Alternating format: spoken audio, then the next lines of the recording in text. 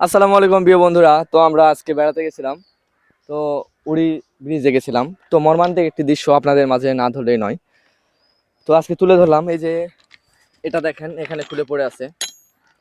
তো এখানে এই যে রাখলাম, আমি জানি এটা এখানে থাকবে না, কারণ আমার ভিডিও দেখে বা আশেপাশে কোনো পোলাপানেরা দেখে একটু পরে এটা নিয়ে চলে যাবে।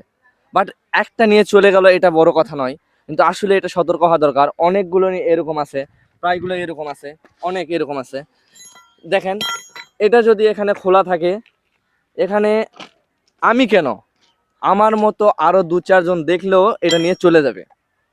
এটা 100% এখানে থাকবে না। আমি রাখে 5 মিনিট পর আসবো, এখানে থাকবে না।